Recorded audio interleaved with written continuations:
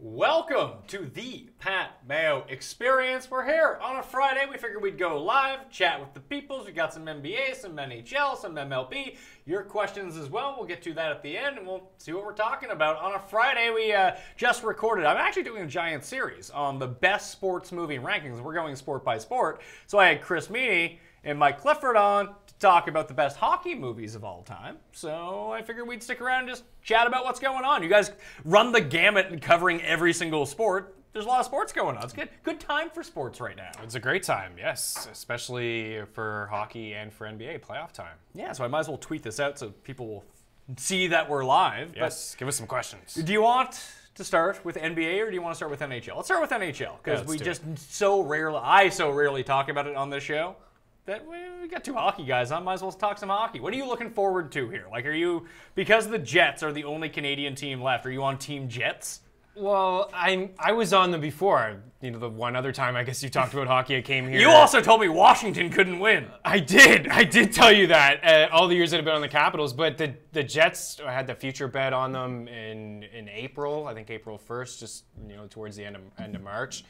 Has nothing to do with them being Canadian at all. I really like their team, and I am rooting for them. It's a great story in Vegas. I wouldn't mind seeing Alexander Ovechkin. To me, it's a win-win. Besides Tampa, like whatever. I don't. Really you just don't care about Tampa, Cliffy. Where are you looking? Who do you want to win the cup? I want to see Winnipeg win. Like I really love watching their team. One of the few teams that can run three scoring lines. They're super fast. Their defense are good. Goaltender Connor Hellebuck's good. It makes a great story for the city. Obviously, the team took off for Arizona in the late 90s, and then, they got Atlanta's team, and they haven't really had a lot of success since they got back, but it just makes for a really, really good story. And I'm not cheering for them because they're Canada's last team. I think that's kind of a bogus argument. When you cheer for another Canadian team, you want to see your fellow Canadian, the fans of that team, you want to see, it's nice to see them happy, Winnipeg probably deserves this. So pretty much except for Washington, I don't really care who wins. What do you got against Washington? Hates Ovechkin. Nothing. I just think I'm kind of a miserable person like that. I just think at least one fan base in every sport should be completely miserable. And they went through enough. Washington's definitely that in the NHL. Like, sorry, but that's just kind of the way it is. In all their sports. I just want to see and basketball. I'm on Team Washington here only because I want to see Ovechkin win. That'd be cool. I agree with that. Like, that would destroy a lot of narratives, and that would be pretty cool to see. But I just, one fan base has to be completely miserable. I don't know who would be in baseball anymore now that the Cubs won. Well, the Nationals too. Sticking with Washington, the Nationals are a team that always chokes as well. They win the division almost every single year, and then they're bounced in the first round. They can never get it done. So the Wizards, same thing. Capitals, would this make sense for the Capitals because it's the year that everyone was just basically wrote them off? Yeah, because every year I'm like, this is the year they'll beat the Penguins, they'll get it done. And it's like San Jose in the West. It's always something. Yeah, it's like San Jose in the West is another team. And I thought, if you would ask this question to me last round, I'd be like, who would pick a winner between Washington and San Jose? All the experts were like, no, they're both going to lose, right? Because, so much hate with those two teams. So I'm with Cliffy. I like Winnipeg. They're completely fun to watch. I think their fan base definitely deserves this. I think the Vegas fan base deserves this. Come on. Listen, man, like, people have really attached themselves to that team. I know that they have, and it's. They travel well. There were some Vegas fans in Winnipeg. That's remarkable to see. And they probably had a great night at the slots the night before. They're like, yeah, let's get a ticket. They're chanting Knights in the anthem. I was surprised. I was like, well, that was pretty loud. There must be a few Vegas fans here. Cliffy, did you see the intro to the Vegas and Jets game 3? Like, it's a real big event. I don't watch any pregame or intermission stuff. No, of course not. Yeah. I haven't seen a single second of playoff hockey. This isn't even playoff hockey. It was like a half-an-hour intro. It was unbelievable. They had a knight slaying King's head in the intro for beating the Kings in the first round, then stabbing a shark on the Jumbotron, like repeatedly just stabbing this shark and killing it. Then they had this jet come onto the ice where they just like destroy. It's remarkable what's going on in Vegas. It's a complete just event apart from hockey. A couple friends have been there, and it's electrifying atmosphere. It's good. It's a crazy good story. But I'm on the Jets bandwagon. Do you think they're gonna? Well, they're down. They're up 2-1. Who? Vegas. Vegas is, yeah. They played tonight, right? Yeah. So if Vegas wins this, it's tough to come back from 3-1.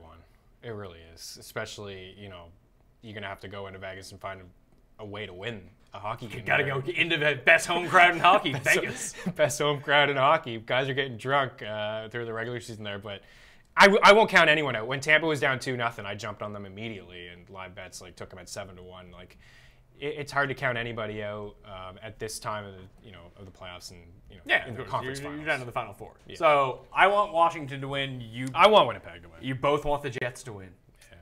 Then you get all those smug Winnipeg people walking around. I don't feel like there's a lot of smug Winnipeg. That's why I don't mind it. Highest murder per capita anywhere in Canada. I don't mind their fan base. The Leafs fan base, the Habs. Like, I'm a Habs. I can understand why you can hate the Habs. The Leafs fan base is different for us because we live in Toronto and don't like the Leafs. So they all just seem like morons. Yeah, but even people outside of Toronto, you go out west and they can't handle the Leafs fan base. Winnipeg, I feel like, they're deserving. I don't hear much from them at all. Like, they don't do a lot of chirping, and they can. They're a great hockey team. Cliff, are you watching any basketball at all?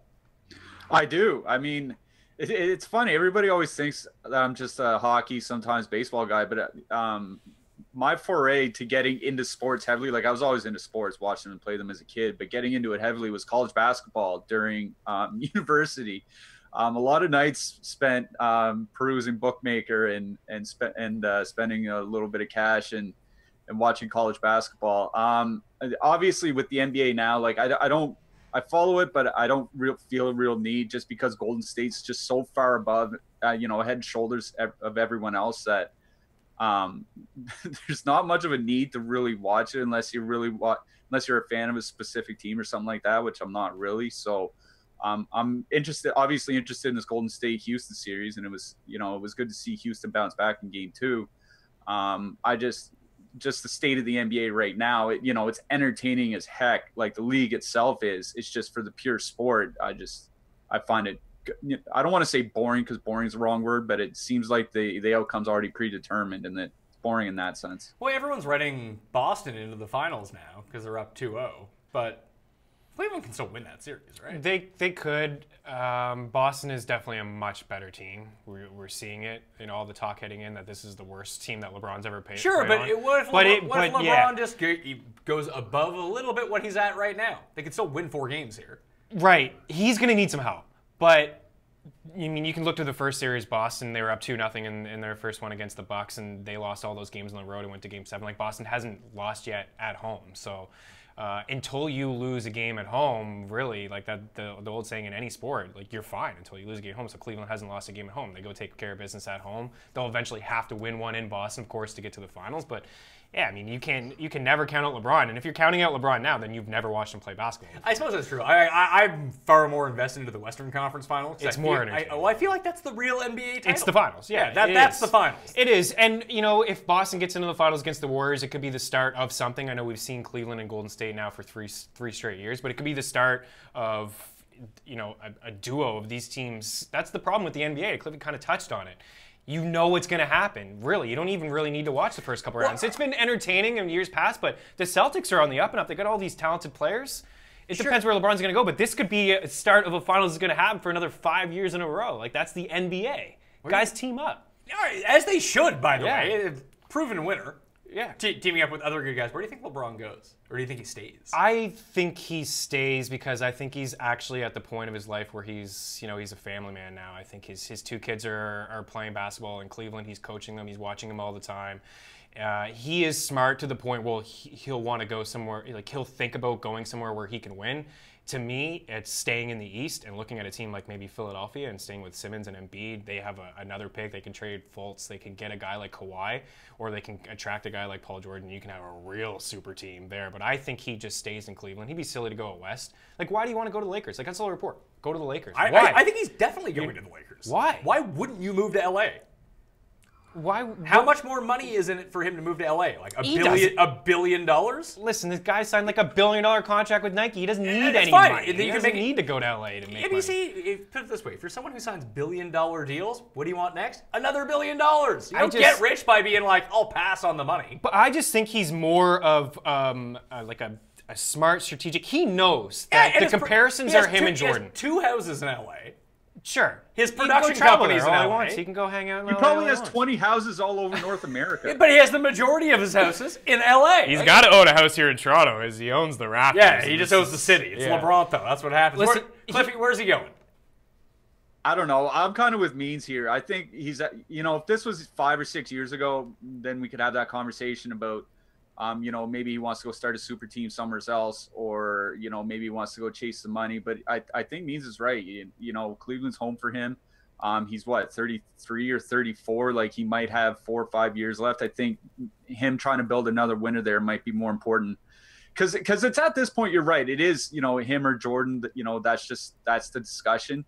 But I think at this point, like, if you're not a person that thinks LeBron is above Jordan, at this point, no matter what he does in the next 4 or 5 years, even if he goes to Philadelphia and wins 3 championships, nobody's, if you already don't think he's better than MJ, you're not going to think he's better than MJ. And I think he might even realize that. So I could definitely see him staying home. Yeah. The one problem is like he's not going to be able to attract guys in Cleveland. Like, that's like nobody wants to go play there for one. Of course not. The whole Kyrie thing, he didn't even want to play with LeBron. He had just won a championship with LeBron. No thanks. I don't want to deal with LeBron and that headache. So it's all about whether he thinks that championships will put him over the edge with Jordan. And that's the one thing I don't think. Like, if he goes to LA, he'll have the third best team there. He won't be better than the Warriors, and he'll have to play the Warriors before he gets he won't even be able to get to the finals.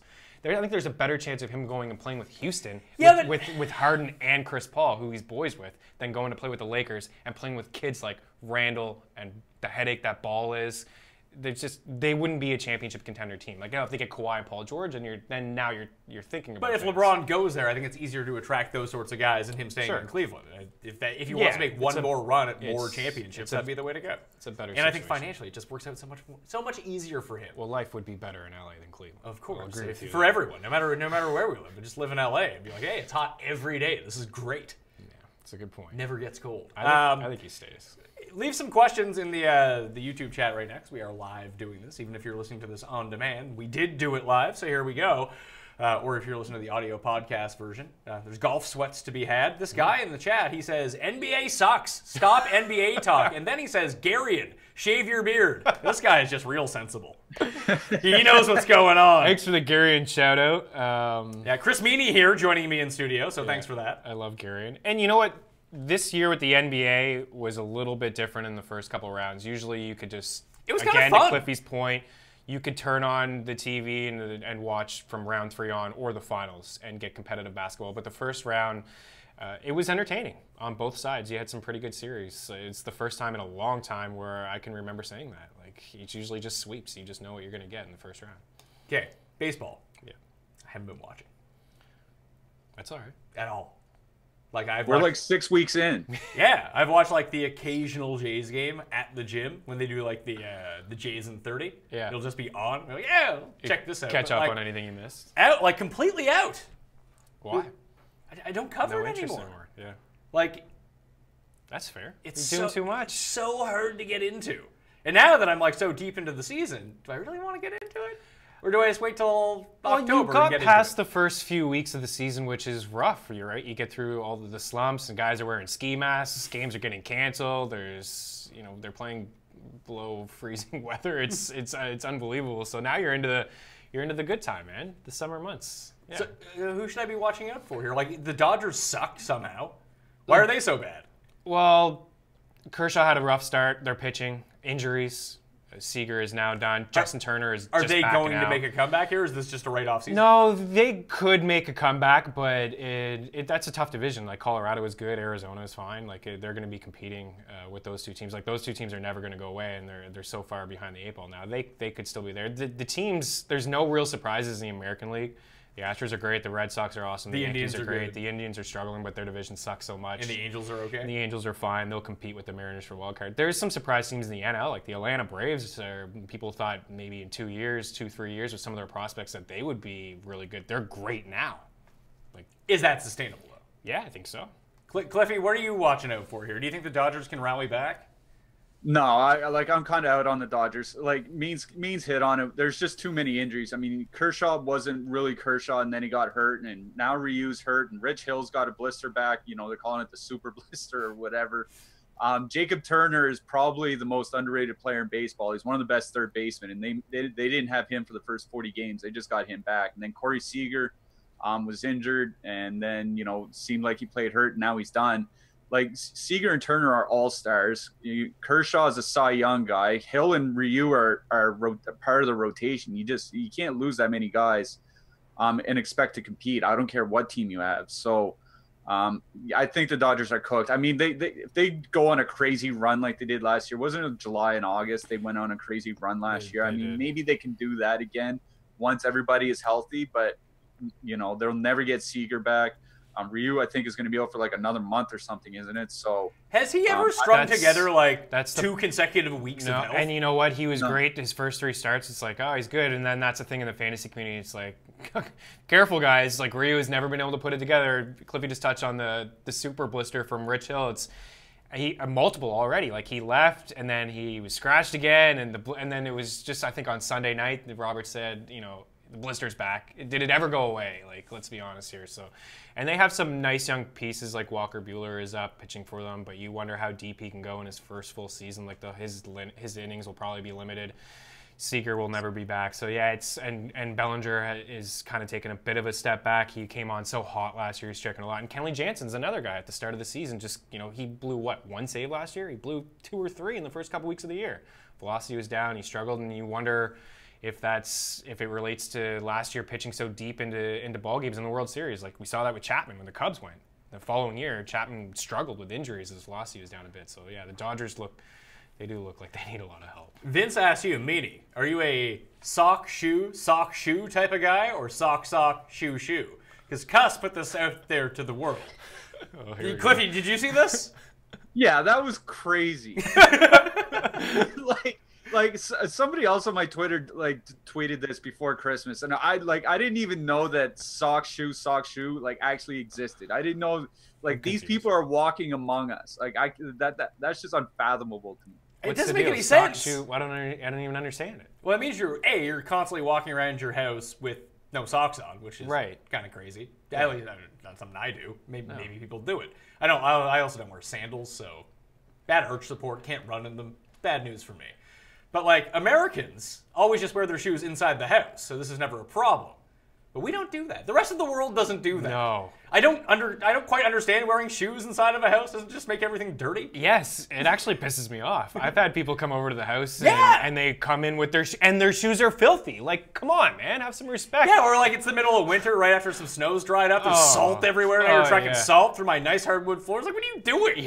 Yeah. Take your fucking shoes off. This is why I have a mat at the door. But put your shoes, and you see there's a little shoe rack there. Put your shoes in there. Like, come on. It's really weird. Yeah. In the summer, I don't wear a lot of shoes, though. Like, I'm flip-flop. Yeah, you're a flip-flop guy. So, yeah. Just being cash. Yeah, I'm pretty cash. But I feel weird about walking into somebody's house without socks on.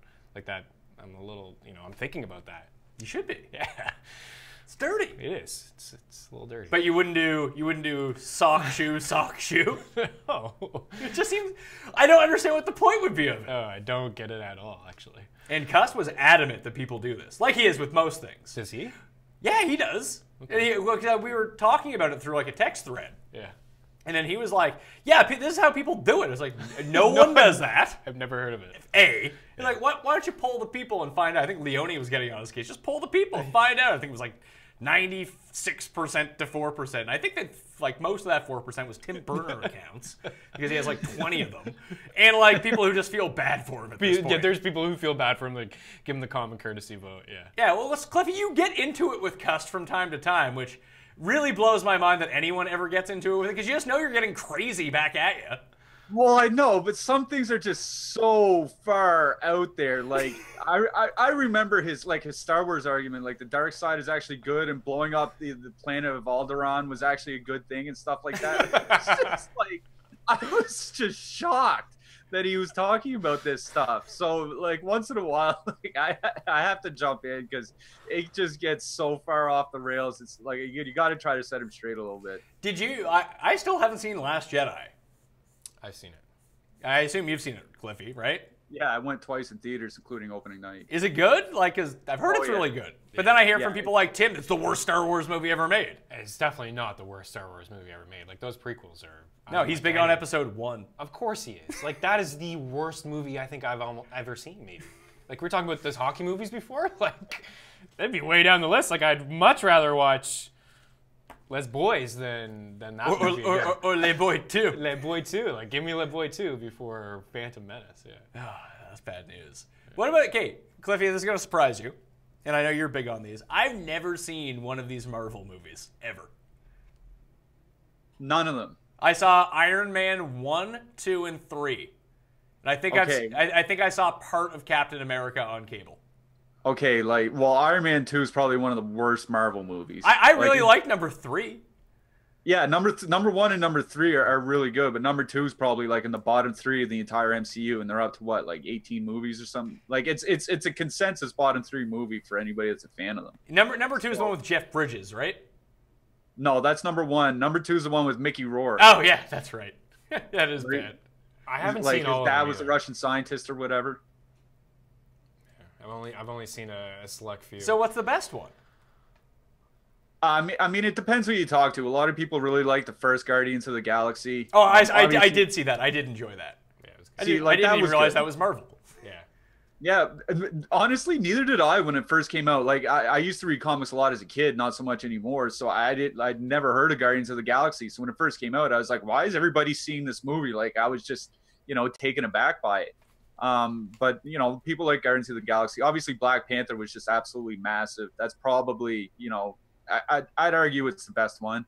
But that one, probably, I don't know if Infinity War will be up there just because it's, I'm not going to spoil anything because it's only been out for 3 weeks, so maybe people haven't seen it. But just by the way it unfolded, I just wasn't a big fan of it, even though the movie itself was pretty good. So, Doctor Strange, the one with Benedict Cumberbatch, is really good. He has like a that show coming out on Showtime that I saw a commercial for. I have no idea is what it? I don't know. I have no idea what it's about. I saw he's in a show on Showtime. I'm like, that seems. Well, can you strange. just do a season 5 of Sherlock first, please? I feel like they're gonna go back to that like 8 years from now, and they'll just bang out just like what did they? What was the last one they would? Was it the Christmas special they did for Sherlock? I think No, they that did was a few proper years ago. season. Did they? Well, I mean, a proper Yeah. season. You mean 3 episodes? Well, yeah, and that came out a year and a half ago. Yeah, they're gonna take some time in between this stuff. Like, They milk it. I feel like he's cashed in on his Sherlock money now. Now we need to get some Hollywood money on the go. Yeah. So I don't think that British TV money's paying too much. No. It's like when Idris Elba did, what was it, Luther. Luther's a great show. I don't think he was making the big bucks from that. He wasn't, no. Man, Doctor Strange have you seen that? No. It's decent. I'm telling you, man, I just, Yeah. for whatever reason, like, these movies just elude me. Like, I see no reason to get out and go watch them. I especially don't want to go, like, the first 2 weeks, because the theaters will be packed with, like, kids and everything. Yeah. And I want to find a theater where I can go in and no one's there, so maybe I can smoke in there and no one will notice, like I did for the movie Narc, which was just tremendous. Best movie experience of my life. See, doing the shows with Jake on Target, he would like try to force me to go. I think it was like Thor, the third one, I believe, came out, and I hadn't seen the first two. And he was like, He's trying to bully you? yeah, he's like, we have to talk about it on the show. Like, just talk about it. Like, if you want to talk about it, talk about it. Joe is there. You guys can have the conversation. We can move on. No, I need you to see the first two before you see the third one. Like, Jake, there's no time for me to go watch Thor 1. I hear it's awful. No thanks. I ended up watching the third one. It was all right. But, Cliffy, maybe you can speak to the first two. But I hear the third Thor is the best one. The first two, I mean, the second one especially isn't very good. That's another one that's in the bottom 3 along with Iron Man 2. The first one was fine. I think they tried to make it kind of like a really serious movie, and they realized that wasn't really the direction to go in. And by the time the third one came around, they made it kind of Guardians of the Galaxy-ish, like a lot more jokes and a little bit more levity and stuff like that. So it worked a lot better with the audience that they're targeting. So what happens now when all these guys are taken out of the movies? Like, I don't think Robert Downey is going to be doing this when he's 70. Well, that was one of the big things with Infinity War coming out, is that there's contracts running out for both him and Chris Evans. So Iron Man and Captain America, I think it's only have 1 or 2 movies left. So that's kind of like where everybody's thinking is like, how are they going to take this to the next level? What are they going to do beyond this? Because obviously they make way too much money to say, well, time's up. We don't have Captain America or Iron Man anymore, so we're going to stop making the movies. They're obviously going to keep making them. It's just about who's going to be featured in them. Black Panther's likely. I don't think Chris Hemsworth really wants to continue Thor, so he's not going to be one of them. I mean, Brie Larson coming out with her Captain Marvel movie. She's a likely target to be, one of at the top of the franchise. Spider-Man, obviously, because that was a huge hit. So I'm interested to see where they go because they only have 1 or 2 movies left with Captain America and Iron Man. Well, the Spider-Man thing seems really strange because it'd be hard to build too many movies with Spider-Man since he's supposed to be like, in the comics, how old is Spider-Man? Like 15? Well, he's 50. Yeah, he's 15 in the new one they just released too. Yeah, but like when that guy 4 years from now is, I mean, he's 15 in the movie, which means in real life he's like 26. Yeah. So he's gonna be like 37 playing a 15-year-old. It's gonna look really weird, isn't it? Well, who was it? I think Emma Stone did that because she did Superbad, and then like 5 years later she did Easy A, or 5 or 6 years later, and like by the time she did Easy A, she was like 28. Well, she looked like 28 in Mean Girls too, wasn't she? In Mean Girls? No, that was Lindsay Lohan. Oh, it's Lindsay Lohan. Yeah, no, she looked 28 in Superbad as well. Yeah, in Superbad, yeah, she looked. Yeah. I think we need to go back and revisit that entire era of movie. Good comedy then.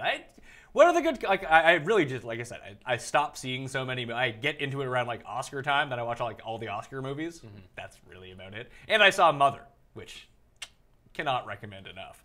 Favorite movie going experience I've had in quite a few years. Just to see the people walk out of it. It is how insane the movie is.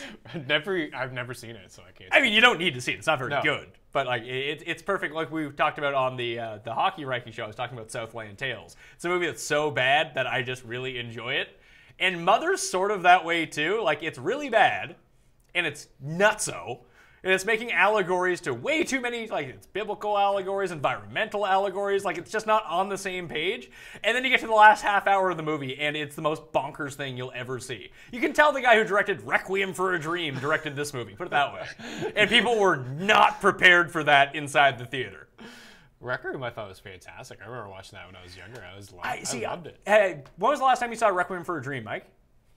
I probably would have been 15 or 16. Me too. So I feel like it's one of those movies that seem very powerful to a 15-year-old that if you watch it now, it would seem really stupid. Very, very stupid. Kind of like kids?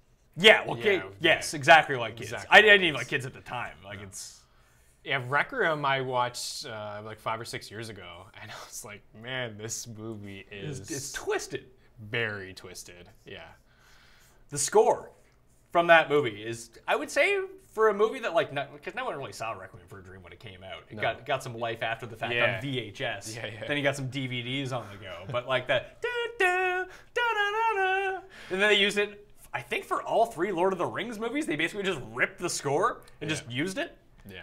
There's a Lord of the Rings TV show coming out. Did you see how much they're putting into that? $1 billion. Yes. Really? Yeah. Yes. They bought the IP for $250 million from J.R.R. Tolkien's estate, and they're going to put in over another $750 million into the actual show. Wow. I mean, people are going to watch it. Well, there's only so much IP to be had now. Yeah. That if you have like one of these brands, then it's just going to make you money over and over. Are people really lining up being like, you know what we need? More Lord of the Rings. Like I'm not. I watched the first one. I am just out on those movies across the board. I find them incredibly boring and stupid, but that's me. Clearly other people like them a lot. But were you in on them? No, I'm not. Cliffy, are you a Lord of the Rings guy? I seen them in theaters and that was it. You are? Okay.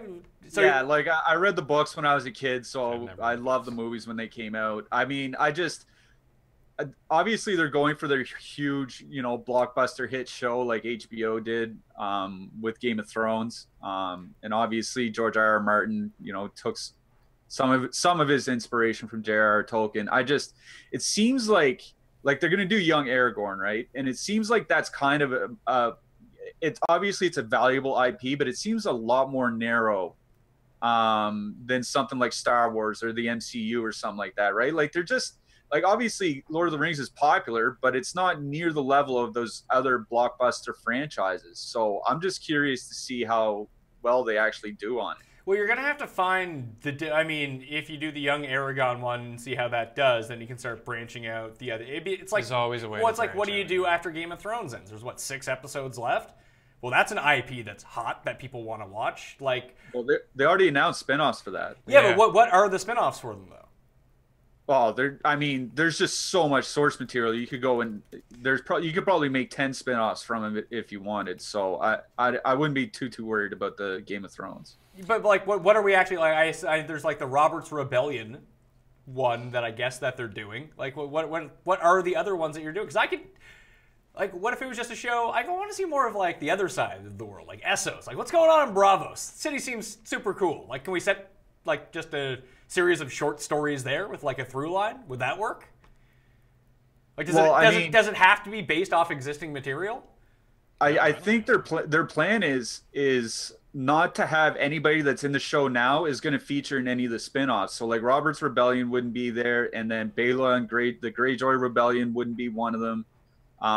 You obviously wouldn't look for the Targaryen parents. I mean, you might go back to that, the Doom of Valyria hundreds of years before would make a lot more sense.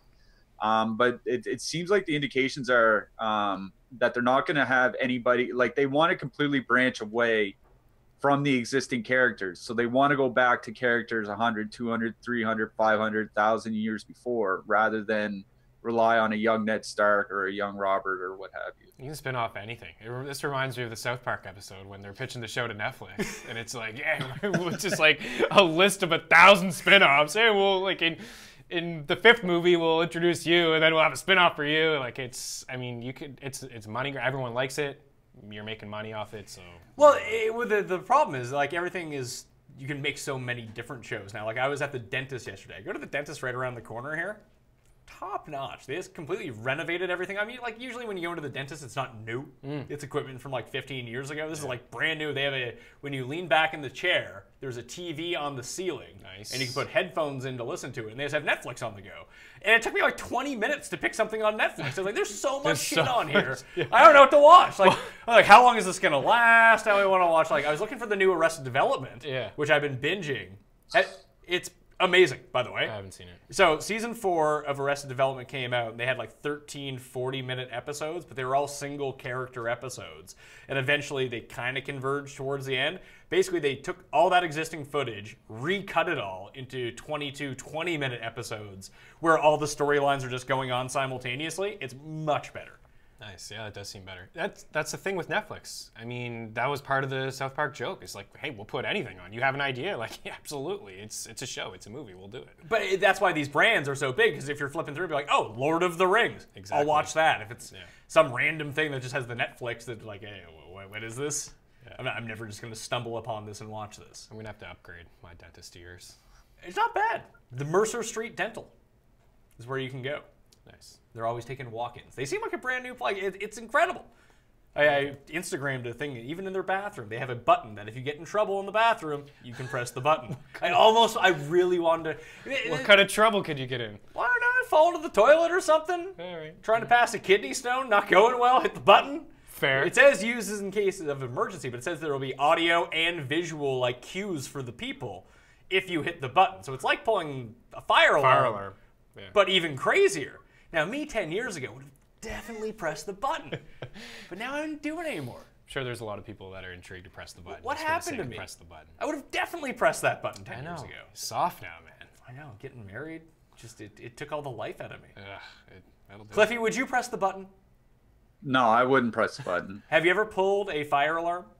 No, I was never much for a mischievous kid. Like, played some practical jokes on neighbors and stuff like that, but nothing that would cause people to panic. I've never either. I've pulled a fire alarm. I've also taken a fire extinguisher. No, it was at a hotel one time. At a hotel? Yeah. I also took a fire extinguisher off and just fired it around. I've done that before. Nothing is more fun than that. I've done that before. And we were talking about I did that, but I was a little bit older. Yeah. Hey, it was like last week. It's like a couple months ago. I remember a hockey trip where we actually did that in the hotel. We used to play mini hockey, and you get sick of that, and it's like, let's just pull the extinguisher and let's just have a go here. Tiger Woods in the chat says Animal Kingdom is the best show on TV right now. I don't even know what that's on. I assume it's on Netflix.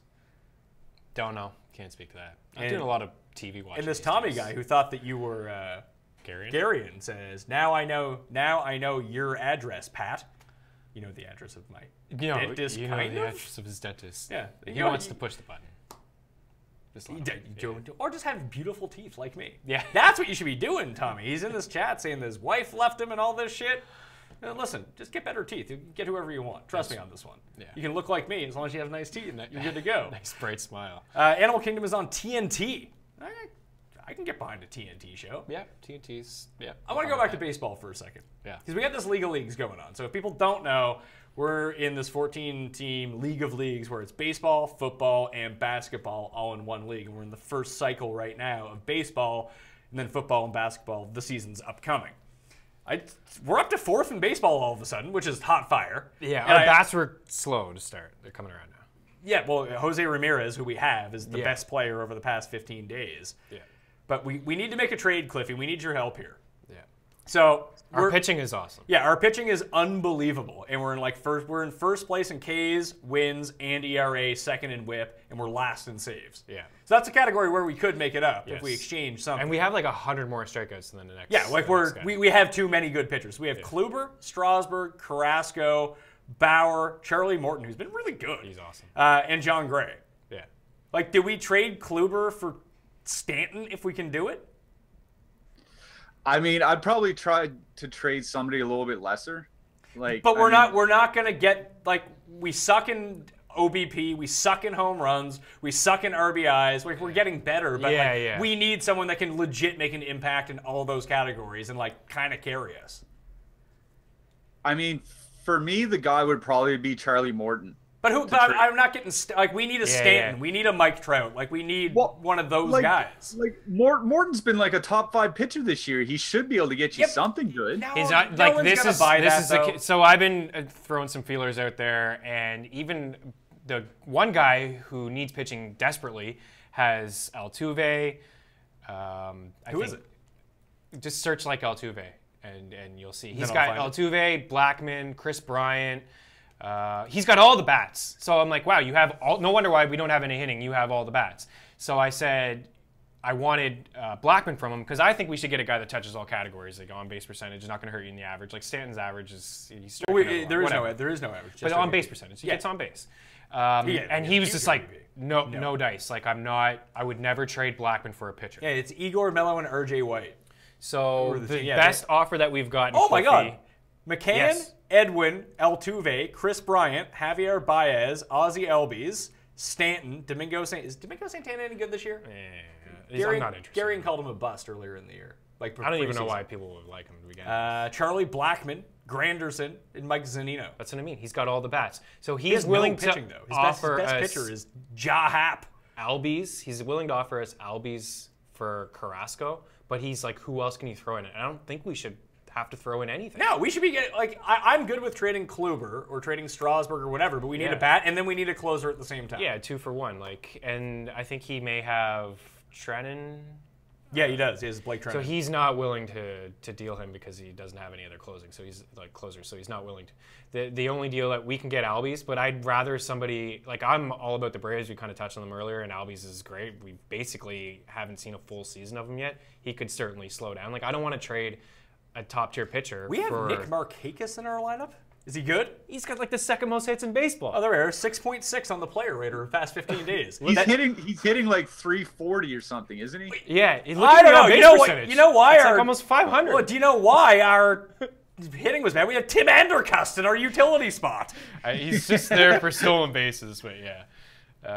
So we need to make a deal where we get a top. But the thing is, like, nobody wants to deal a top bat for one of these pitchers, and I don't understand why. Like, Kluber is, in my opinion, now that Kershaw is hurt and not 100%, the best pitcher in baseball. Kluber. You can make a case if you want for Scherzer or Sale, but that's a top-tier pitcher. You should be able to get a top-tier bat. You should be able to get a second-round bat, for that matter. Well, guys that win the second what's round. Jonah offering us? So he just offered us J.D. Martinez for DeAndre Hopkins. Yeah, that's the fun of this league, by the way, Cliffy, is we can trade our basketball and football guys for baseball guys. Yeah, we can't deal. Yeah, we're not making Hopkins. that trade. No, he's our only good football player. And Toby, the guy who runs the league with Kerry, he's another guy who's willing to. He's got 4 closers now. I saw he just picked up Clifford. So he's got 4 closers, and he's kind of willing to trade one of them, but he wants a wide receiver. Like, I like our wide receivers. Who are our wide receivers? We have Hopkins. We have Demaryius Thomas. We have Cooper Kupp, Marquise Lee. Like, that's not bad. No, considering during the draft, I was in Mexico. You did the draft. Like Yeah. you waited on football. I waited Hopkins on early, then. Yeah, I waited on football. I think our backs are. Do we keep Fournette? We have Fournette and Melvin Gordon. Plus, we have like a 6th pick and rookie. We could maybe take it back there. But everyone's in the same situation though when it comes to running backs. Like, nobody has 2 stud backs. Well, someone kept Kamara in like the 23rd round or something stupid like that. That's good value. Hey, wait, Cliffy, what do we do here? We need bats. We have someone named Trey Mancini in our lineup. I don't even know who that is. Starting to heat up a little bit. I mean, see, here's the thing: is that I'm a believer in somebody like Charlie Morton. I'm in a lot of leagues this year. He looked great last year. The problem is, maybe his arm breaks down. So I would throw some feelers out. Maybe somebody else in your league thinks that Charlie Morton is for real as well, because I don't know if he pitches 180, 190 innings or whatever this year. So if this one guy won't value Charlie Morton as a top tier pitcher, then fine, move on. I threw all 5 of them out in an email, and like people don't want to take the flyer on like. You Bauer know who we need to be talking to here? Morton or any is The Miz. The Miz? The Miz is in dead last. Oh well, yeah, and he chirped everybody on for the Actually, draft. no, he's now out of the cellar. He's in second to dead last. So yeah, those are the guys you need to tackle. And he who needs are kind pitching. of giving He needs up pitching on. big time. He's last in strikeouts. He's second to last in wins. So that's why I threw out all these 5 pitchers to these guys, and Cliffy, the only people came back at us with DD Gregorius. Someone was willing to give us DD and DD for it was Strasburg, and I'm like, nah, like DD's hot spell ended. And now he can't even make the contact. problem with Morton in terms of like valuing guys, he's a good guy to trade for. Yes. He has limited value as a trade asset. Yeah, people don't want to give up a big bat for a Morton, a Bauer, or a Newcomb, who I think is legit. He's one of the top pitchers in baseball this year. We have that guy. So then here's the thing: is what I would do is trade somebody like Strasburg. Then that's who I want to do. Yeah, should be able to get you a big bat, and I think Morton's good enough that if he stays healthy, he can be as good as Strasburg this year. Yeah, no, I think we got to trade the bigger. I think we need to trade either Kluber or Strasburg, because that's the only way that we're going to get one of these big bats back. Yeah, I would. Yeah, I'd be fine with trading Strasburg then. I don't know if I'd trade Kluber, just because, he's not a guy that relies on 99 or 100 or whatever. He just relies on 90 to 93, usually sitting around 92 with pinpoint accuracy. So I don't have as many injury concerns with him. I know he spent some time. I don't know if it was the DL or he just missed a couple starts last year. But I don't have the same injury concerns with him. So he's a guy that I'd want to build a staff around. And I think Strasburg is the guy that I would probably try to trade away. Yeah, Strasburg and Krasker were the guys I want to deal. I have some concerns with both of them. But the thing is, what does Kluber get us back versus those other 2 guys? I feel like it's significantly more. It is. Like, if we make a deal to a team that, just theoretically, I don't know if this would actually work out, because I would just prefer to get Giancarlo Stanton. Dings, RBIs, on base, boom. This guy, like, you just read off all his bats. They're amazing, and he doesn't want to part with any of them. He's so stingy. The only deal he's willing to give is Albies, and he thinks that we should include something else. Albies is the number 10 player overall right now. He's fine. He's great. I just think we need an outfielder. Like, we need to get... well, I guess we do have a decent middle infield. Yeah. Jose Ramirez really carries us. Jose Ramirez carries us. I think like Kinsler will eventually turn it around. Oh my God, Nick Markakis is the 20th best player this year. He's top 5 in hits. He's hitting cleanup for the Braves. They start their lineup with Albies, Acuna, who's the top prospect in baseball, and then Freddie Freeman's awesome, and then they go Markakis right after him. I mean, he's and he gets on base. Like, that's what we want for on base percentage. Do you think this top 5 will stick by the end of the year, Cliffy? So right now, through the first 6 weeks, it's Betts, Machado, JD Martinez, Trout, and Francisco Lindor. I think it's pretty close to what the top 5 would be. I mean, Lindor's, I don't want to say he's underrated, because he's starting to get a lot more press now, but he's among this great generation of shortstops. You think of Bogarts, and you think of Correa, and you think of Corey Seager. Like, he's right up there with them. Obviously, Trout's always going to be at the top. Betts is probably always going to stay at the top, just because he can perform across the board and is in a great lineup. JD Martinez, he won't give you the steals, I would say Martinez might be the one to fall out, and the only reason I think that, if you look at his BABIP, I was actually looking earlier today. It's absolutely insane. It's like 414 or something like that. Yeah.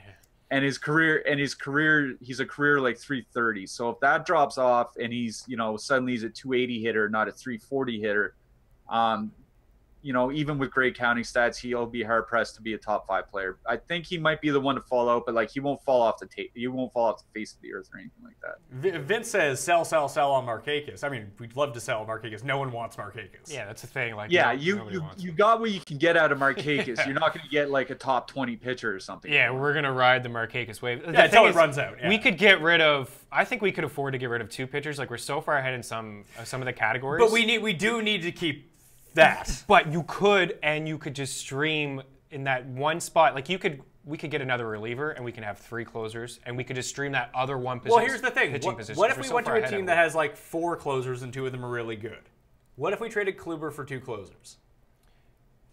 Then I don't feel great about that. But we were last in saves. Yeah. So we have 13 points to make up in saves, and that basically puts us Well, all the way up. that's the one problem with this league is some people have already given up on baseball, like Toby. Like, he's in first, or he's not in first, but he has the 4 closers. And when I go to approach him about that, I said, He listen, only wants other He sports. says, listen, one pitcher, Kluber is not going to help Well, me. what if we be like, hey, here's $30 of NBA fab. How about a closer? Yeah, just get rid of all the NBA fab. Who cares? I know.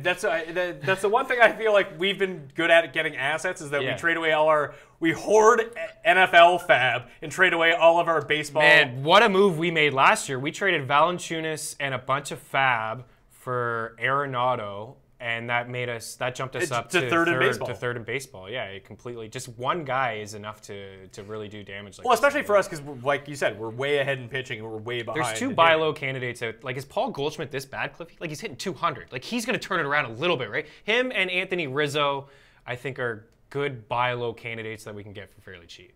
Like Goldschmidt, I have no idea what's going on. Like, there has to be an injury or something like that because people can talk about the humidor, maybe the offense is down in Arizona, but you look at did that prove to be true, by the way? Because I haven't been following it. Is the humidor did it severely affect what's happening in Arizona? I think we're only 7 weeks into the season. Like that might take years to really bear out. But just to one point of reference, AJ Pollock was just on until he got injured. Yeah. Was just on fire this year. Like, at home, I think his OPS plus was around 150 or something like that, which is like MVP caliber. So why was he so good at home, but Goldschmidt just kind of sucked? So I don't know what's going on with Goldschmidt. I don't think you can blame it purely on the park. I think there has to be some sort of injury because if he was bad like this for 3 weeks, that's one thing. But like I said, we're 7 weeks into the season now. We're a quarter of the way through the schedule. To me, I think eventually he's going to land on the DL. We're going to see something. There's something with a shoulder, or maybe an oblique or something like that. I just hope it isn't serious, and I hope I'm wrong. Maybe it's just an extended, poor hitting streak because we haven't seen anything like this from him in 5 years. He's hitting like 200. Dr. Roto used to tell me, oblique, think 3 weeks. But that's when I thought he was a medical doctor, not a guy with like a PhD in history. So I don't even know if that's true. Yeah, I don't think that's true. It seems like it rhymes. Yeah, rhyming goes a long way in convincing fool a lot of people if you can rhyme. Yeah. Judge? Can we get Judge? Because it doesn't even seem like Stanton's all that good this year. Judge. Is Stanton? No one. I don't no want one's Stanton. trading Actually. Judge. Yeah, no one's trading Judge. He's too good. I don't know, man. Like Jonah's the most willing to trade of anyone in this league. He is. He sends out 18 million trade offers. Yeah, he offers us junk though. Like, yeah, of course he does. Yeah, it's Middleton was nice. Now he's having Tommy John, so we're great not to make that trade. But that was all savvy move. That was all about for me and following the Angels and knowing how lunatic Mike Scioscia is ridiculous with his matchups. He'll make anybody crazy. But going back to Toby, he's got 4 closers. He's got Morrow, Doolittle, a third I forget, and he just picked up Clifford. Like, I'd like to get Doolittle or Morrow. Like, that'd be great. Let's just trade Strasburg for him and get him to throw us one of his decent bats on base percentage guys. Like, who does he have for bats? Let me bring up Toby's team. Everyone has all these weird names. I don't know who's who. I mean, closers do pop up here and there, but we just haven't been able to grab one yet. We have Brad Brock. How much do we have in Fab left? Cody Allen and Brad Brock. We have like $80. Like, we have tons. So we have the most Fab probably. Yeah, and we're not going to have to spend any on pitching. Like if anything happens, maybe do. True. Because we can spend $0 to pick people up. But should we like jump on a closer next time one comes up? Like severely overspend? Because Dalton and Liss spent like $8 million on players one weekend. I was like, what the hell's going on here? So Dalton recently wrote back after a week, and he said he is willing to trade one of his closers. Let's take a look at his team after, too. So I think we both bid $12 on Clifford, and he had, like, the waiver priority, so he got him. I was like, damn. But I don't even know, Cliffy, if you follow the Jays, I don't even know if he's, like, can this guy even stick to his job? Well, Ozuna's going to come back, isn't he? I don't know. Who knows? That guy might go to jail. He's coming back. He's not going to jail. He's coming back. I mean, who knows when he's coming back, because he's on indefinite suspension right now, and then baseball can still levy, a finite suspension on top of that, whether it be 15, 20 games, what have you. Like, I can't see Clifford holding on to that job. Just a right-hander. He's got good control, but he doesn't have immaculate control.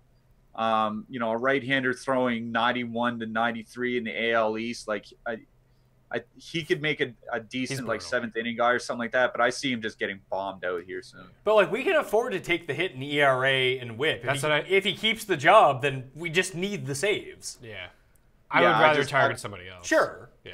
Yeah, I wouldn't feel confident that he keeps the job. That's the one thing about dealing these pitchers, Pat. Like if we deal 2 of them, we'll be fine in those categories for the rest of the year. Even just streaming 1.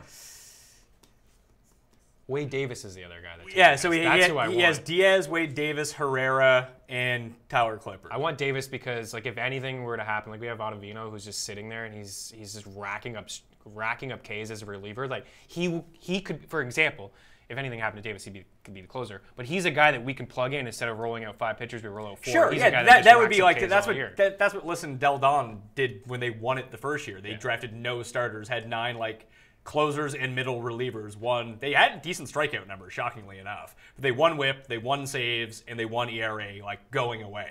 And they were just last in wins. And that was good enough, and they loaded up on hitting. It was a really smart strategy to do in this league. They have Neris, Doolittle, Morrow. Those are their 3 guys. This is whose team? Del Don and Liz. Oh, okay. Like Neris has been shaky this year, right? Neris? Hector Neris? Yeah, he's the guy. He's on my season long. He fucking sucks.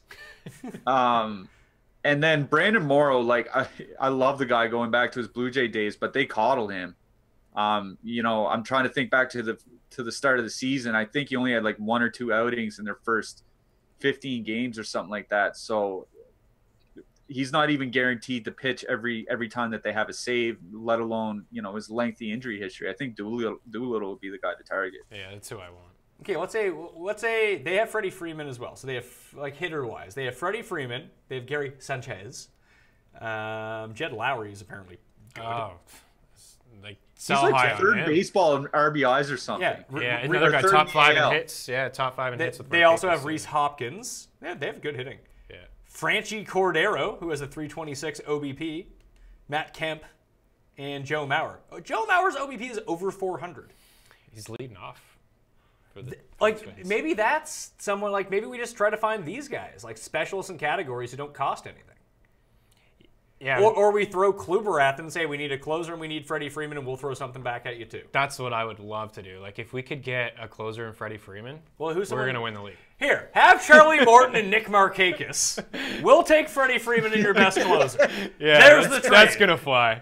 That's it. Nobody's going to deal Freddie Freeman. Like no one will. Even for Kluber. Even if we added Kluber and Strasburg, like I'm telling you, like they'll be like, no, I'm not trading Freddie Freeman for I get it, but they have Reese Hopkins too. What if we go after him? Is he legit? Yeah, he's striking out a little bit more, but he's legit. He's got a high fly ball rate. His on base is insane. His on base is over 400. He walks. Yeah, he's walking. Yeah, no, I can get behind that. He'd be a guy I'd target for Strasburg. Okay, so let's say we offer them Strasburg and like a throw in whoever it is, like not someone shitty, but someone who could potentially help them. Nick Markakis. Yeah, just throw him in. Nick Markakis. People actually want Anderson. Like they're like, can we throw in Anderson? Yes, like I'll throw in Anderson, but your other piece needs to be better. Is he a throw-in from our team? Like, is he in throw-in category? He's got 11 stolen bases, has some pop too. Like he'll finish with 20 home runs and 20 stolen bases. Is Rhys Hopkins better? Yes, absolutely. All right, so we get Rhys Hopkins and we'll get Doolittle, and we trade them Strasburg and Tim Anderkust, and then we'll curse their team at the same time. Can we afford to give up the steals? Yes. I think we're moving up the leaderboard in the steals category lately. Segura's got a few steals. Ramirez runs around a little bit. Hicks, if Hicks can continue to stay in the lineup, he steals as well. So I think we'll be fine. We won't finish in the below the middle of the pack in steals. All right, from the chat, someone asked, Pat, is Bilal Powell going to be your fantasy MVP again this year? Then he brought it up again. Bilal Powell, Pat. Sounds like this guy got butthurt by Bilal Powell. Man, I've had a lot of heat on Bilal Powell, too. I was in on him last year as well. It's not my fault that the friggin' Jets are idiots. Like, they wanted to roll with Matt Forte every single game. Actually, funny, I have a show upcoming with Clay where we talk about running back rankings. And he even asked he asked the Jets guys, like, at the Combine, being like, hey, Bilal Powell this year? They're like, can't do it full time. No, like they're just not going to do it. So. Well, and then they went out and traded for Crowell and Rawls. They have Corell, Rawls, also, McGuire. I think people forget when I say things like fantasy MVP. I think I did that for the footballers last year. Like that was like, here's my fantasy MVP. You still remember it? Oh, yeah. I just say the most outrageous things possible. Who's going to go up there? It's like going up there and saying my pick is Antonio Brown. Yeah, Antonio Brown. Cool, thanks. Yeah, great. Thanks for the insight. insight. Won't be able to get him. Yeah, it's all about my fantasy MVP for the Ballers. Flopped as well. I think it was Parker, Devontae Parker. This is the year, Parker. No, he sucks again. But maybe this is the year for Devontae Parker. Now that everyone will be out on him. Everyone's out on him right now. Yeah. By the time we get to football season, everyone will be back in. Everyone. I'm not going. Because right now, Kenny Stills is getting the lab. Be like, oh, Kenny Stills going way after Devontae Parker. And Kenny Stills is way better. If you look at a point per yard, like I follow way too many of these like just pure his R wide receiver data. Like I don't know what that means. And I'm good at math and I understand analytics. And these people are running these graphs. I don't know I have fucking clue what they're talking about.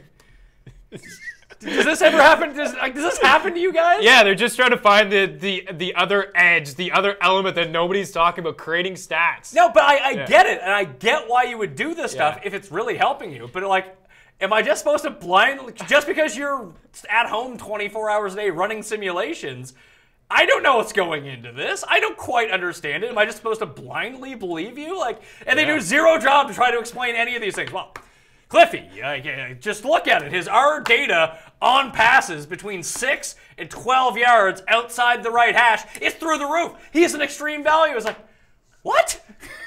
I don't get it. Well, see, I think there are only like 3 people on the planet that combine use analytics or try to find new analytics through fantasy hockey. So I don't really run into this problem very often. But I do follow a lot of fantasy football people. I know what you mean too. Like you worry about the repeatability and reliability of the stats that they're presenting. That's why I mainly stick to guys that I know that I've known for years, and I almost feel bad in that sense because I know there's a lot of good work being done. I just don't know who to trust. Well, the thing is, I have Josh ADHD on all the time, and he's constantly running these things. I know Josh Hiermeyer. It's one of those names you only ever see on Twitter. You don't know how to say it, so I don't want to fuck it up. Yeah. He created like the air yards, which seem to be super popular. Okay, and somewhat predictive in that sense. So like you take the deeper bomb guys, they're getting all their yards through the air, They seem to be like a reliable source, but I've only really been following them for a year. Maybe they had a good year. That's the thing. Like, you know what's what the I mean? sample size here? Like, it's really tough to, especially in something as high variance as football is. Like, you could be doing exactly the right thing in football and just be wrong because it doesn't work out that way. And people will just completely discredit whatever you have to say, although the process that you went under could be right long term. It was just wrong 1 year. Yeah, I mean, I'm pretty old school. I go the Pro Football Focus. I'm a big guy in targets. I've watched but the even games. so, if you say that you're a pro the eye test, but fair the enough. But like if separation. you say that you're old school and you're saying, "Hey, I trust Pro Football Focus," like, that means you're way ahead of the curve on this. Sure, but this is a site that's been around for a long time. And, sure, and you know, yeah, they've added elements to their research, obviously, but that's what I mean. I'm just sticking with them like for years. Like I'm not just gonna, some random website that you're talking about with I don't even know what you brought up. Well, it's like we run regression models to the mean of this guy and the information's all there. I just don't know how to decipher it in the same way that they do. Yeah, I think that's a problem with some of these and you probably encounter this too, Cliffy, because you said like very few people in hockey really write about like analytics and stuff like that. The analytics people that are running it right now, and this is the same problem that baseball had when like analytics first started, when sabermetrics first started getting introduced, that no one explains it in a way that anyone can understand. So it's just graph paper and lines. And be like, you better believe me because I did it and I know math. It's like, okay. And do you just blindly believe these people? Because they're probably right. Yeah. But like I have no context, or I just don't understand how it works. Like, do you find that's a problem in hockey, Cliffy, that people just don't understand analytics because no one explains it in a reasonable way? Yeah, I think that's probably the biggest problem for hockey analytics right now, and it's something that the people that do the work bring up often, and it's something that people like in hockey that work for NHL teams that they talk about often, is the communication problem. Like, if you bring like a booklet to a coach and you have all these charts that show these are your optimal defense pairings and optimal forward lines and optimal deployments and et cetera, et cetera, et cetera. He's just going to throw it in the garbage and walk out. You have to sit down and you have to explain line by line why this is important, why that's important, why this is repeatable, why this is shown to work in the past and why it can work in the future. Like, you have to break it down step by step. And like, hockey analytics is at the point now where I think people are still trying to figure a lot of things out, because I mean, the shot attempt metrics, those have been around for 15 years. So the next evolution is still kind of being figured out. So I think as far as taking the next step, it's going to take a few years yet. So I'm not too worried about the communication getting down to the general public and the broadcasters and things like that, because I think that they still have a way to go. But it's something that's brought up all the time, that if you can't communicate what this is, why it's important, and why it can help effectively, then you may as well just not have even done it. Yeah, like, just dumb it down. Like, war made a lot of sense to me. Not that I understand like the math that goes into war, but I think it was Jonah who actually kind of put it out there. It's like, just think about it this way. Don't worry about the input. Don't worry about the output. The math guys got that figured out. What does this stat tell me? Well, it tells me it's a cumulative ranking, offensively weighted most, and then with a bit of defense into it too, of who the best player is. And it's an aggregation stat. Like, if you play 162 games, your chances for having a higher WAR are going to be there. So it's a stat that includes injury into it. And if like, hey, this guy was hurt for 50 games and he still had the best WAR, well, he's probably the best player. Yeah. Like, that's a very easy input. Or like when people say, hey, here's Sierra or XFIP or FIP or whatever like adjusted ERA that you want to look at. Like, here's a player's ERA. And we also have this thing, batting average of balls in play. So there's a normal batting average of balls in play. Some people will be outliers, but generally speaking, pitchers pitch to this line. And on a home run to fly ball rate, balls leave the park X amount of time, generally speaking. Again, some guys are outliers, but the mean is generally the mean. So we adjust everything to what the average of this would be, and we'll see if they're overperforming or underperforming. Now, it won't work for everything.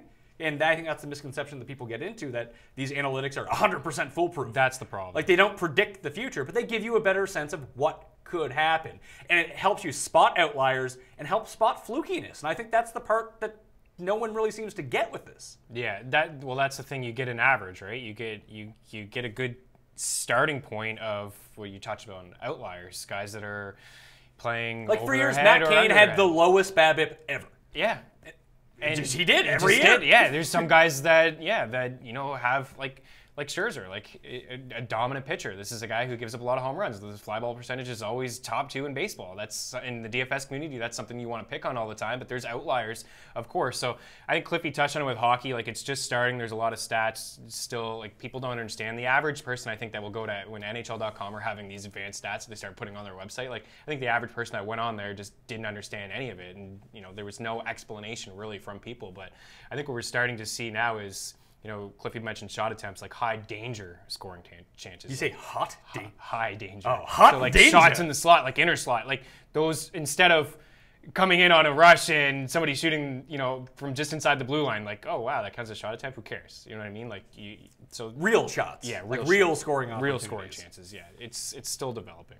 Do you think, Cliffy, hockey is the farthest behind in all of this compared to the other 3 sports? Without knowing too much about NBA and NFL front offices, I'd say they're years behind.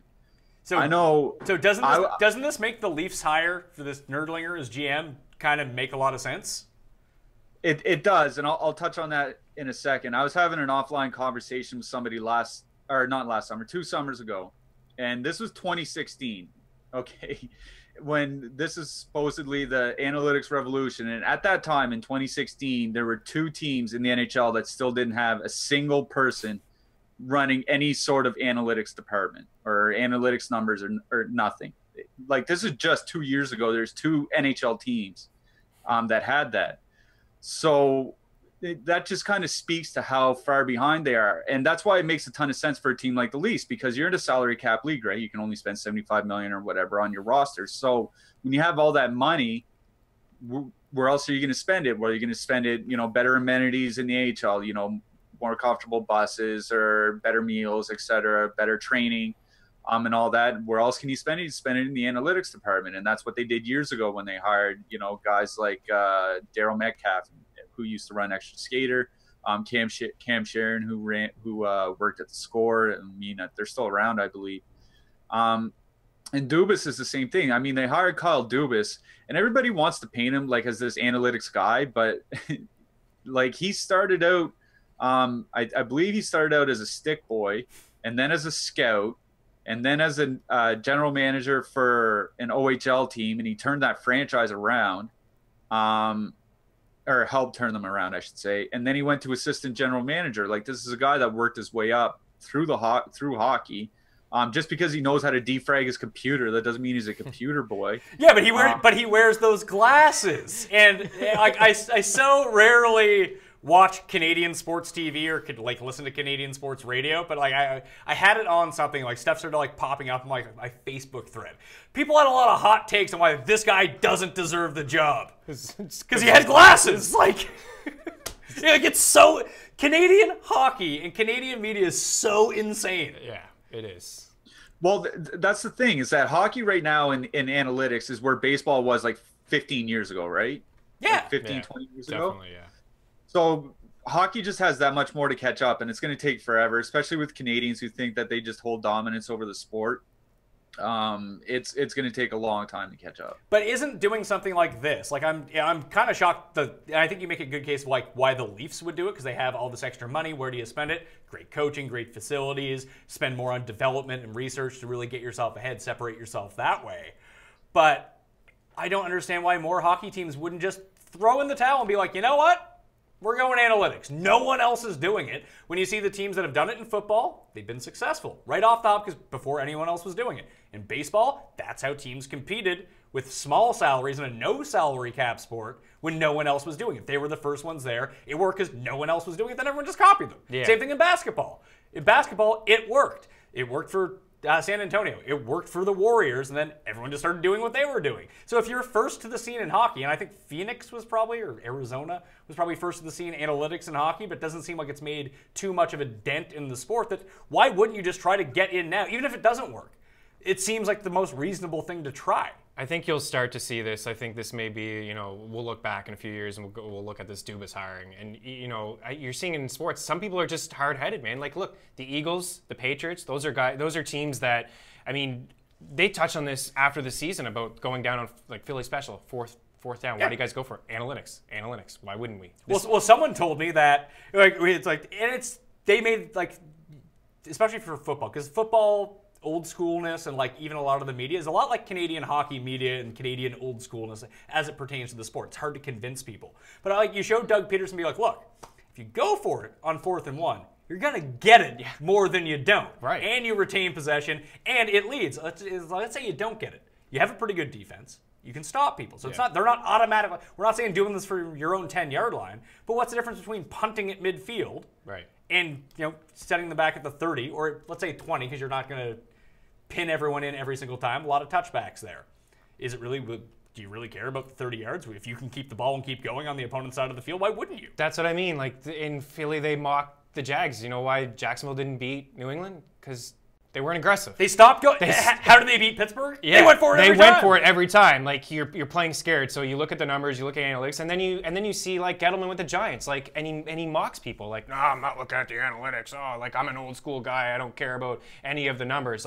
He said he will never look at analytics. That's you need to open your mind up a little bit and You don't look need at to everything that is everything. right, but at least look. But some of this stuff will make a case for you, like Sure. the going for it. Like maybe you're just a team that doesn't go for it. And the problem that we get into with these situations is that they don't happen enough to give you a larger sample to see how a lot of this works. So we only ever remember if it works or if it fails. It was like when the Colts played the Patriots, probably 8 years ago now, and Belichick went for it on 4th and 2 to ice the game. Yeah. Because it was basically his mindset that if I punt the ball back to the Colts, They're probably going to score anyway. Yeah. But if we get this first down, the game is over. And he didn't get it, and you couldn't go for it on 4th and 2 anymore. It was impossible. Yeah, Because it didn't work. Because it didn't work once. Because it didn't work once, but if you did it 8, 10 times, it If you probably did worked it 50 8 times. times, maybe it works 40 times, and then Yeah. it's worth it. It'll be interesting to see how this Leafs thing plays out and other teams looking. I mean, I think Cliffy, didn't Montreal fire all their scouts when they all their analytics team told them not to trade PK? And they went trade PK, and then they fired all their scouts. Yeah, I forget the name of the guy, but he was prominent in the analytics community, and he got hired by Montreal, and he wrote like a small paper. He gave it to Mark Bergevin about why it was stupid to trade PK Subban, and then they traded him anyway, and he eventually got fired over the argument. So these are the things that you're going to run into, like Babcock, an old school guy that's been there for years, wants to do things his way. Like, how much say does Dubas actually have? That's what I'd like to know. Babcock, he is an old school guy who likes to do things his own way, but he does seem like he's somewhat adaptable to stuff that works. Well, that's the thing that people confuse about Babcock with. I mean, you can Google the images. Like, there's images inside the Leafs dressing room, like between periods and stuff, and you see on the whiteboard, this player has percentage of successful zone exits. This player has percentage of successful zone entries. This number of our defensemen have allowed fewer than X percentage of zone entries by the opponent. So, like, they look at this stuff and they track it. When Babcock's at the conference, at a conference table or something like that, and he's joking around with reporters about Corsi and all this, like, he's just kind of poking fun. Yeah. Like, they definitely pay attention to this stuff. They talk about it in the dressing room. Yeah, I mean, they hired him, right? So obviously they're looking at it. I don't think that he's quite Joe Madden in the sense, but like, people give Joe Madden a lot of credit. Maybe too much. Maybe too, but that's the whole thing. But what did Joe Madden really do? Does he really understand sabermetrics? He probably does a bit better now, but at the time, he just trusted Andrew Friedman. Right. He's like, I just trust you to tell me what to do, and I'll do it. And it worked. So he gets credit for being the genius, because all he did was listen. Yeah. And he's like, I don't know if this is a good idea or a bad idea. Let's just try it out and see if it works. Yeah. And when it worked, it was like, Joe Madden's a genius. And all he did was just not block out an idea immediately because I don't like it. Yeah, similar to Moneyball. Yeah. Really. Like, here's an idea. Let's go about things this way. So I just think it'll be interesting, like, not so much with Dubas and Babcock, but, like, how much say, Cliffy, do you think Dubas actually has? Like, is Shanahan looking over this shoulder and be like, no, wait a minute, no, you're not doing that. You're not signing Nylander this or trading Nylander for this. Like, how much say do you think he has full control of this team? I wouldn't say complete autonomy. I'd say that there's definitely going to be input from both Shanahan and Babcock about personnel decisions. And I don't think that's necessarily a bad thing either. I know a lot of people really want, one decision maker making all the decisions, but having a consensus, from your president, who's obviously a very smart hockey person, and your GM and your coach, that just makes sense to me. Yeah. All right. That was the Friday hang. Good time. Got to get out of here. You know what I got coming up? Got docking in next week. Ashley. Ooh, she just got a big job at the Fan. Yeah, she's been on the Fan. She's killing it. Yeah. She's been on the Fan. She's killing it on the radio first. She's still doing some lacrosse stuff. I saw her this morning flying somewhere in the States to And she will be in here Nice. next Tuesday afternoon to break down the entire Bachelorette cast. Oh, nice. We got some studs in here. Got to have Ashley in here to break them down to the side. Guy from Pro Football Focus is on the Bachelorette this year. I saw that and I laughed. Oh my God.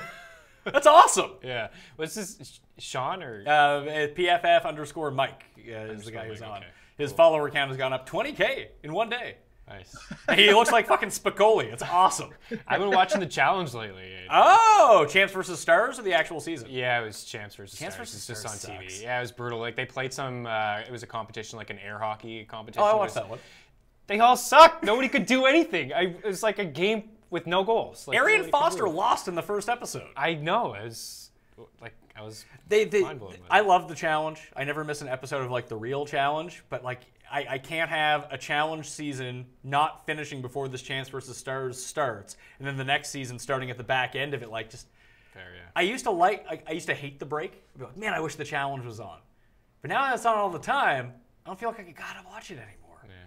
I've been doing a lot of writing from home, so it's just watch it's just on. Well, MTV on the weekends will show like entire seasons. Yeah, so that's legit. They showed Real World Brooklyn this weekend. I was like, hey, Sarah.